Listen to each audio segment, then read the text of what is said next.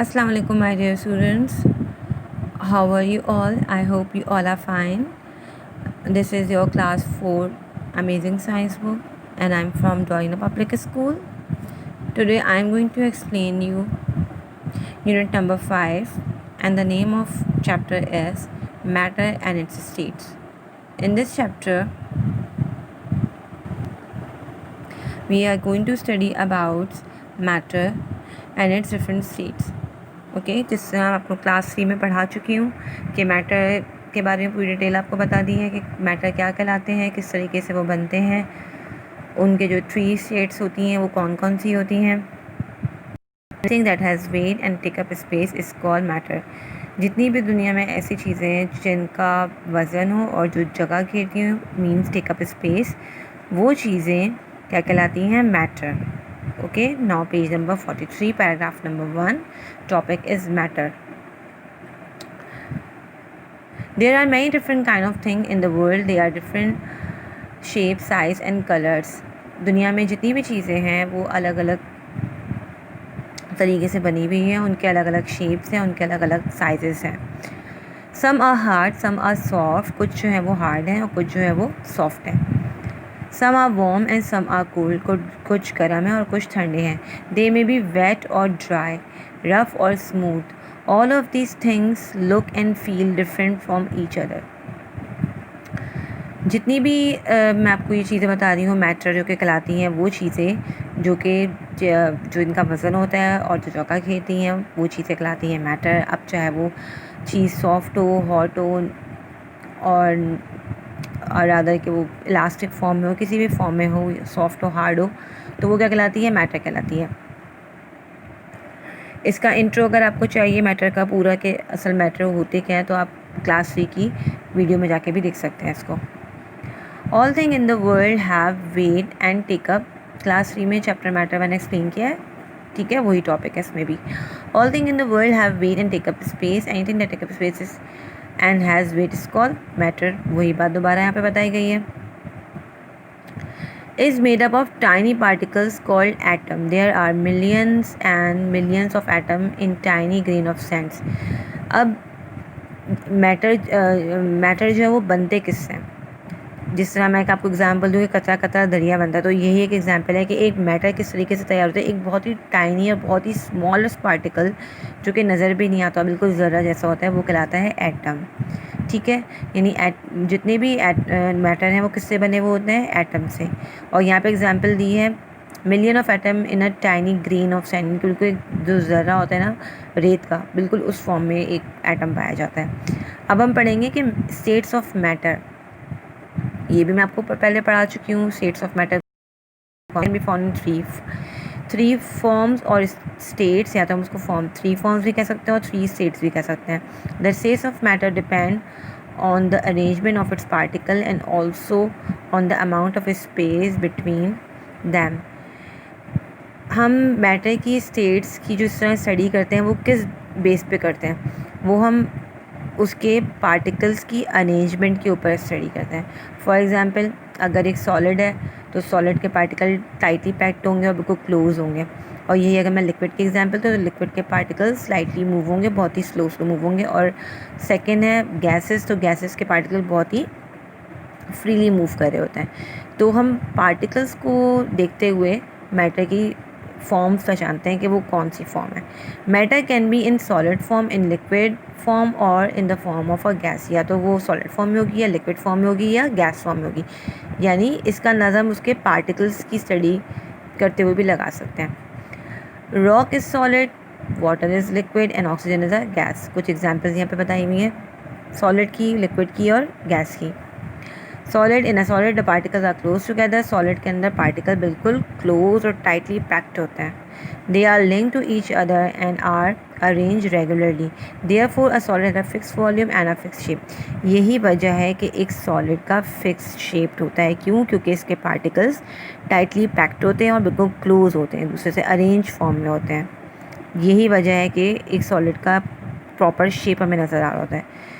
दूसरी मैं यहाँ पे अगर आपको एग्जांपल दूँ, पैराग्राफ को मैं स्टडी यहाँ पे नहीं करी हुई रीडिंग, आप लोग रीडिंग खुद कर सकते हैं। तो मैं आपको डायरेक्ट क्या बताऊँ, यहाँ पे आप देख सकते हैं लिक्विड के पार्टिकल्स। लिक्विड के पार्टिकल्स क्या हैं, ये देखें, इनमें कितना थोड़ा बहुत गैप है, और लिक्विड जो है वो ईजिली फ्रीली मूव भी करता है। हम उसको जिस शेप ऑफ कंटेनर में डालेंगे, रादर ट्राइंगल, स्क्वायर शेप या सिलेंडर शेप, जिस भी फॉर्म में हम लिक्विड को डालेंगे वो उसी फॉर्म में हो जाएगा, और उसके पार्टिकल्स बिल्कुल जो है वो फ्री हल्के हल्के मूव कर रहे होंगे। यही वजह है कि एक लिक्विड का कोई फिक्स शेप नहीं होता। इसके अलावा लिक्विड में यहाँ पे क्या बता रहे हैं, वही बता रहे हैं। अच्छा, वॉल्यूम इसका फिक्स होगा, क्यों? अगर 1 लीटर पानी है तो वो 1 लीटर ही रहेगा, ऐसा नहीं कि वो 2 लीटर में तब्दील हो जाएगा, नहीं। जो उसका वज़न होगा वो वही होगा। सेम एग्जाम्पल सॉलिड में भी है कि जो सॉलिड का वज़न होगा वो सेम रहेगा और लिक्विड का भी वज़न सेम रहेगा। नेक्स्ट है gases. There are bigger spaces between the particle in a gas than between those in a liquid.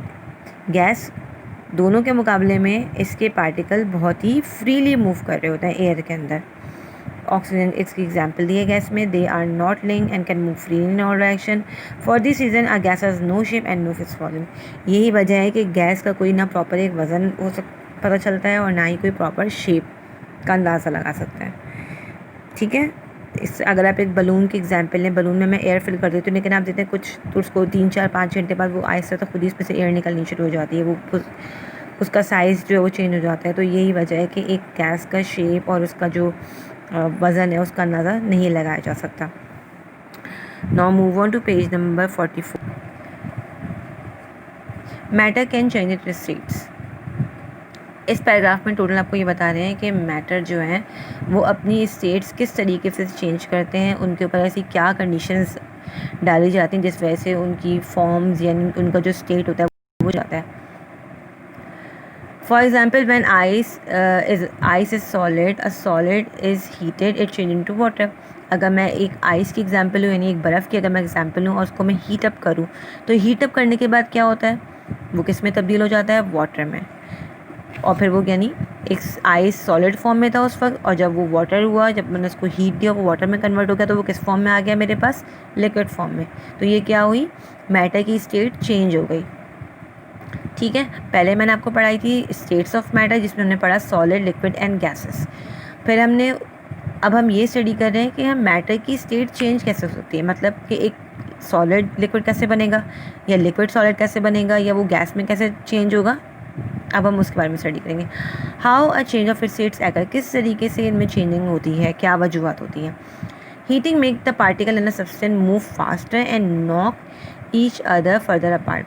For example अगर मैं आइस की एग्जाम्पल लूँ, जब वो पानी जो है वो आइस बन गया तो वो उस किस फॉर्म में हमारे पास, सॉलिड फॉर्म में।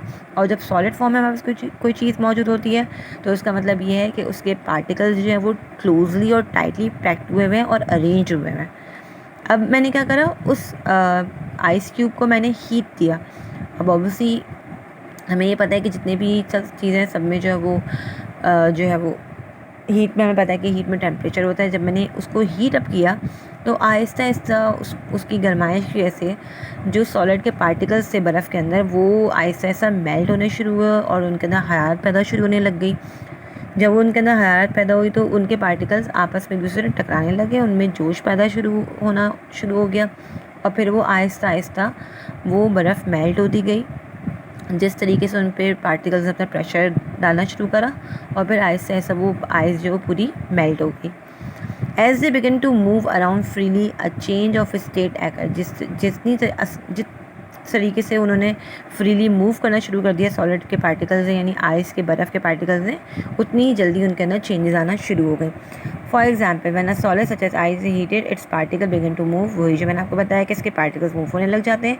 Eventually they move so fast, Aahista Aahista वो अपनी हरकत तेज़ करने लग जाते हैं। They move away from each other, और एक दूसरे से दूर हटना शुरू हो जाते हैं। As they begin to move around more freely, और आहिस्ता आहिस्ता उनके पार्टिकल्स और मज़ीद फ्रीली मूव करने लग जाते हैं और फिर आहिस्ता आहिस्ता आइस मेल्ट हो जाती है। It change to a liquid यानी कि water and no longer has a fix shape. अब वो लिक्विड में तब्दील हो गया और उसका कोई फिक्स शेप नहीं है। यहाँ पे पिक्चर में आप देख सकते हैं एक आपको आइस क्यूब नज़र आ रही है। ठीक है, आइस क्यूब को जब हमने हीट करा, ice cube smelt because of heat. Ice cube change into water, अब वो जो बर्फ़ मौजूद थी इस पैन के अंदर वो किस में तब्दील हो गई, लिक्विड के अंदर। When a liquid such as water heated, जब हमने उस पानी को मज़ीद हीट किया, यानी अभी वो वाटर बन चुका है, अब हमने उस वाटर को मज़ीद हीट किया, यानी पहली स्टेट चेंज हो गई है, सॉलिड से लिक्विड में आ गया। अब उसके आगे मैं बताती हूँ कि अब और मज़ीद क्या चेंजेस होंगी। वो वाटर को जो मैंने मज़ीद हीट किया, its particle move faster, some of the particle knock each other so far apart that they form bubbles inside the liquid. These bubbles rise to the surface of the liquid and escape into the air. They form gas, water vapor. जब आप अक्सर note करते होंगे जब हम किसी चीज़ को बहुत गर्म करते हैं, यानी पानी को जब हम बॉयल करते हैं तो आप देखते हैं उसमें से जोश निकलना शुरू हो जाता है और फिर कुछ देर बाद उसमें से धुआं निकलना शुरू हो जाता है, जिसे हम स्टीम भी कहते हैं। तो वो स्टीम क्या होती है, असल में उसके अंदर वाटर वेपर्स ही मौजूद होते हैं, यानी पानी के ज़रात मौजूद होते हैं उनके अंदर। और जब मैं मज़ीद उस पानी को और हीट करती जाऊंगी तो वो लिक्विड फॉर्म में जो हमारे पास वाटर मौजूद था वो फिर किस में तब्दील हो गया, गैस फॉर्म में। ठीक है, यहाँ तक आपको समझ में आया कि वाटर ने किस तरह अपने आप को गैस फॉर्म में चेंज करा। Melting, if you heat a solid, अगर आप एक सॉलिड चीज़ को हीट करेंगे, that particle begin to move fast है, वही बात कि उसके पार्टिकल्स मूव करने लग जाएंगे। They have a lot of energy, उनके अंदर एनर्जी पैदा हो जाएगी। दे हिट अगेंस्ट ईच अदर, एक दूसरे को से टकराव उनका होना शुरू हो जाएगा। And begin to move apart, when this happen the solid melt into a liquid, यही वजह है कि एक सॉलिड लिक्विड में तब्दील हो जाता है। The temperature at which a solid change into liquid is called melting point, वो पॉइंट जिस पे आकर एक सॉलिड लिक्विड में तब्दील हो जाता है उस पॉइंट को हम कहते हैं उसका मेल्टिंग पॉइंट। ठीक है, अब हम पढ़ेंगे फ्रीजिंग। फ्रीजिंग पॉइंट, वो पॉइंट जिस पे आके पानी पूरा बर्फ़ बन जाता है।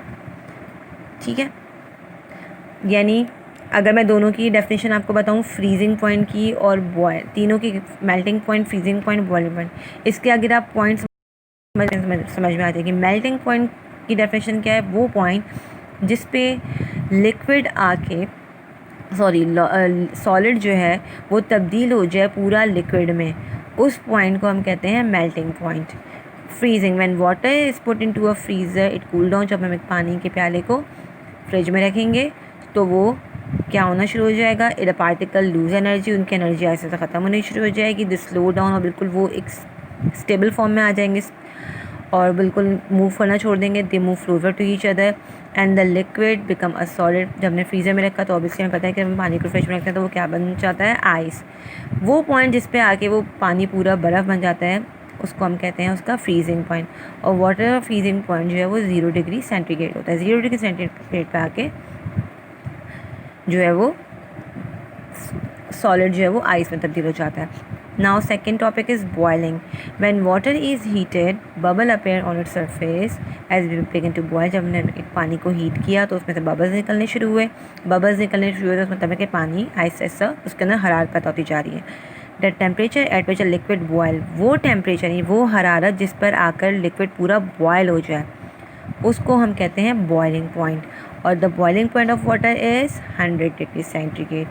ठीक है, फ्रीजिंग पॉइंट जो है वो 0 डिग्री सेंटीग्रेड है वाटर का, और बॉइलिंग पॉइंट जो है वो 100 degree centigrade. Now second is evaporation. जिस तरह मैंने आपको यहाँ पे बताया था कि मैंने एक लिक्विड को जब मैं मज़ीद हीट करूँगी तो उसमें से जो है वो स्टीम यानी भाप निकलनी शुरू हो जाएगी। ये प्रोसेस भी एक्चुअली जो है एवापोरेशन कहलाता है।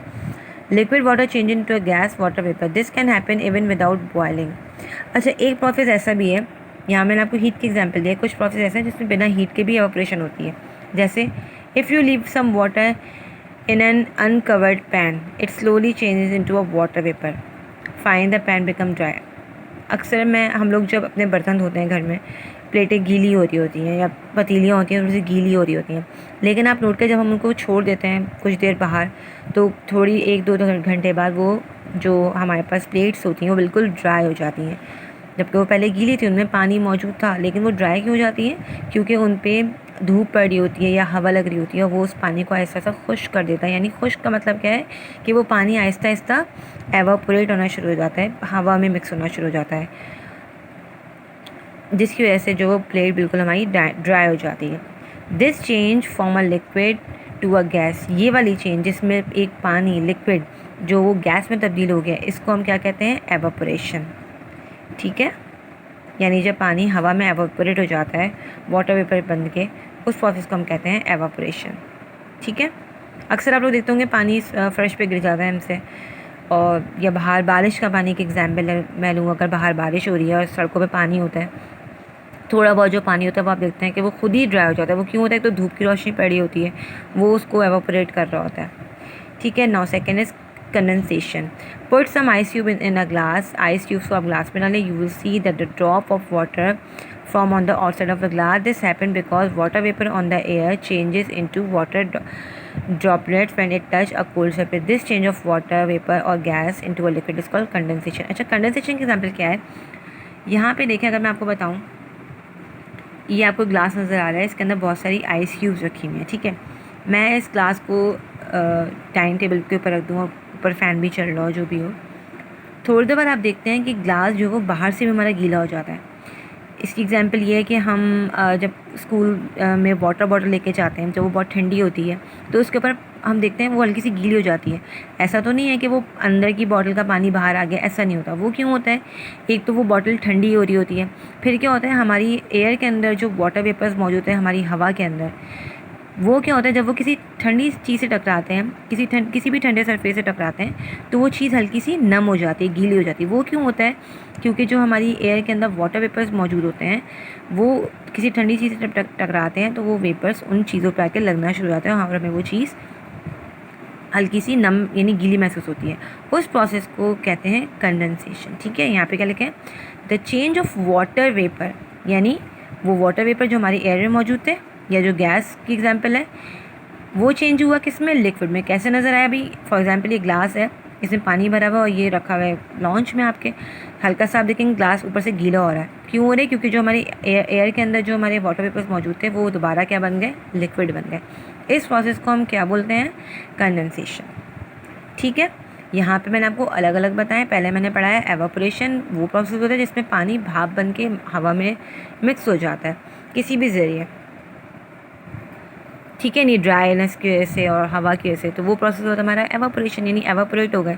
दूसरा है कंडेंसेशन, जब एक वाटर वेपर दोबारा लिक्विड में कन्वर्ट हो जाता है। ठीक है, वो प्रोसेस कहलाता है condensation. Now next is mixture.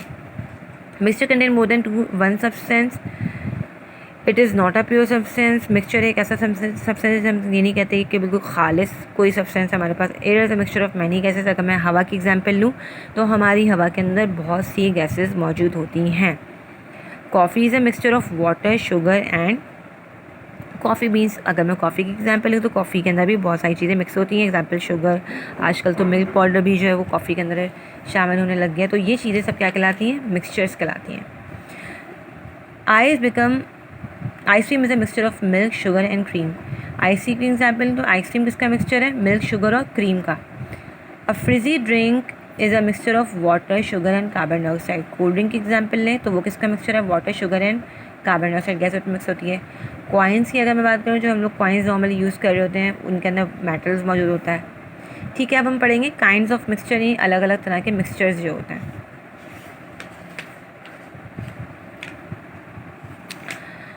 When we mix sugar and water, the mixture is clear. We cannot see the sugar and water. अगर मैं ग्लास के अंदर चीनी और पानी डाल के उसको मिक्स करूँ तो क्या उसमें आपको थोड़ी बहुत चीनी नज़र आएगी? नहीं नज़र आएगी, क्योंकि वो शुगर जो पूरी वाटर में मिक्स हो गई है। उस मिक्सचर को हम क्या कहेंगे? This mixture is called a solution.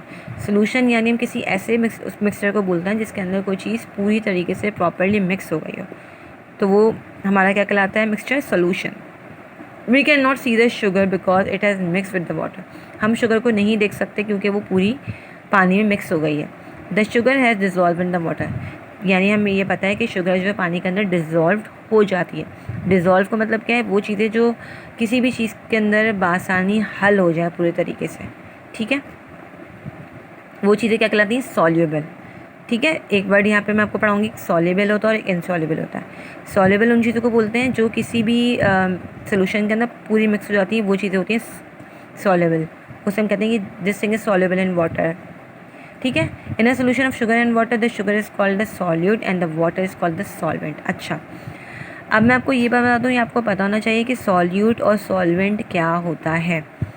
मैंने एक पानी के अंदर ग्लास के अंदर पानी डाला, वो पानी और शुगर जो मैंने मिक्स किया था, ठीक है, वो सोल्यूशन जो मैंने बनाया है, उस सोल्यूशन के अंदर जो पानी है हमारे पास, ठीक है, पानी, वाटर हमारे पास जो है वो क्या कहलाएगा, सॉल्वेंट, ठीक है। और जो हमारे पास शुगर मौजूद है सोल्यूशन के अंदर वो क्या कहलाएगी, सॉल्यूट। यानी जो चीज़ सॉलिड फॉर्म में थी, ठोस चीज़ होती, वो है सॉल्यूट, और जो चीज़ लिक्विड फॉर्म में होगी, फिर चाहे वो वाटर है, कुछ भी, हम कोई जूस की मैं अगर बोलूँ एग्जाम्पल, या पेट्रोल भी मैं बोल सकती हूँ, तो वो चीज़ अभी इसको क्या कहलाएगी हमारे पास, सॉल्वेंट।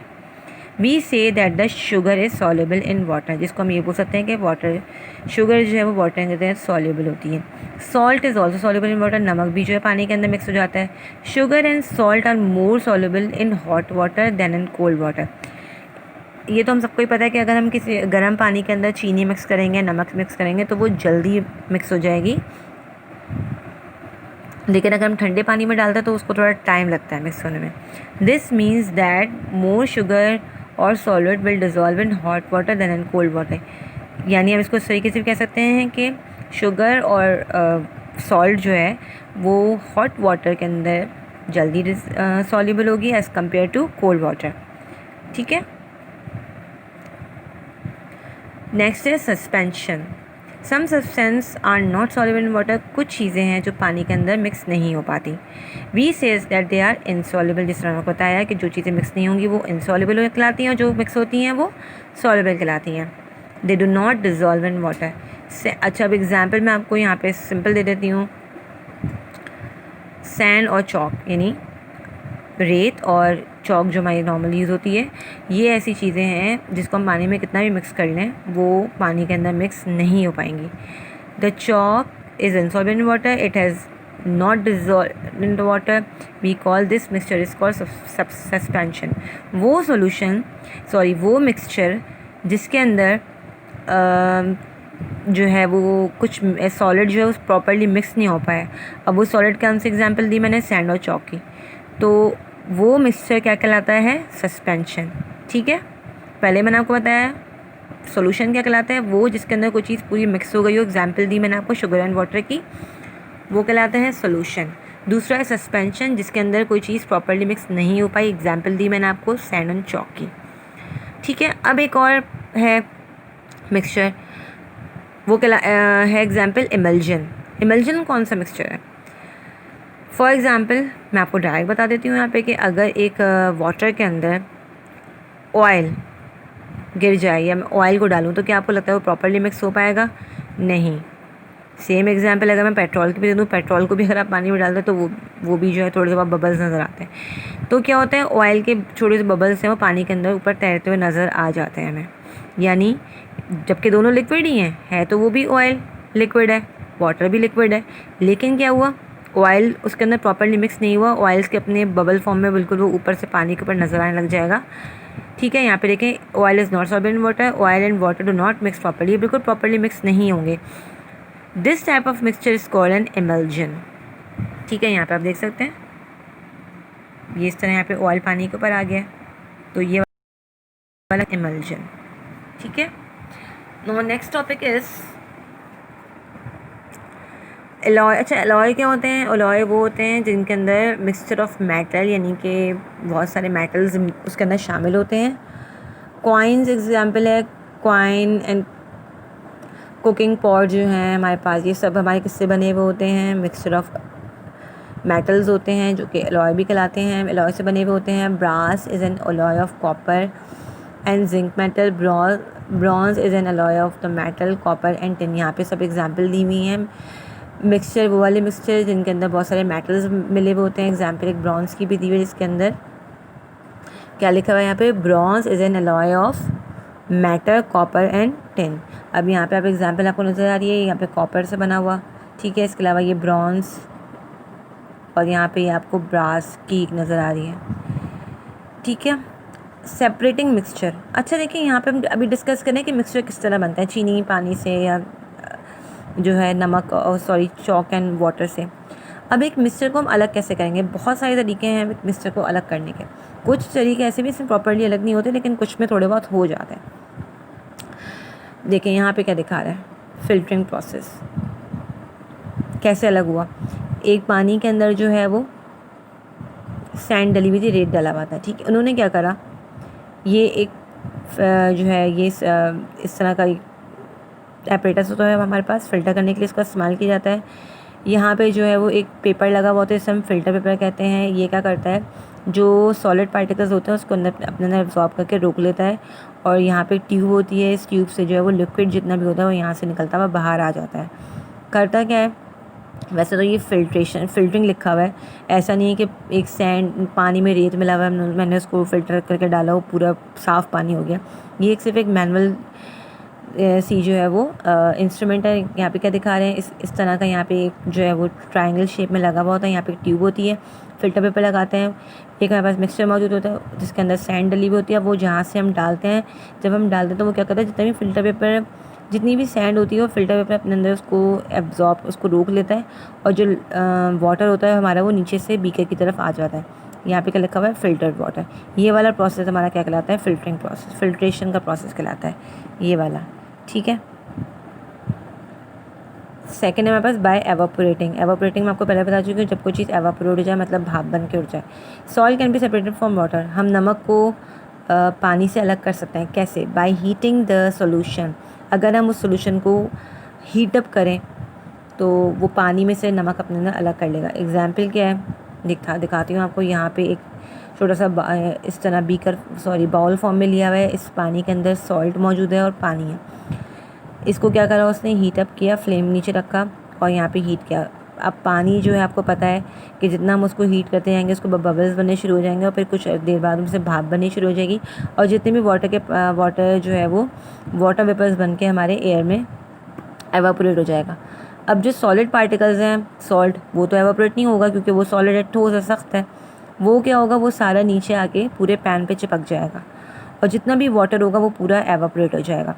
यानी हमारे पास एक एवापोरेशन के प्रोसेस से हमने क्या अमल करा कि हमने पानी से नमक को अलग कर दिया, ठीक है। यानी पानी जो था वो हमारा एवापोरेट हो गया और सॉल्ट जो है वो इसमें नीचे रह गई, ठीक है। ये देखें, the water will evaporate from the solution and the salt will be left behind, ठीक है। दो प्रोसेस पढ़े हमने कि मिक्सचर को हम लोग अलग किस तरीके से कर सकते हैं। एक फ़िल्टरिंग का प्रोसेस बताया है जिसमें हमने सैंड और वाटर को अलग करा, यहाँ पे वाटर एंड सॉल्ट को हमने एवापोरेट करके अलग करा, ठीक है। Now move on to page number 48। By stirring with a magnet. अब एक मैग्नेट का इस्तेमाल करके कैसे करेंगे, a mixture of sand and iron filling.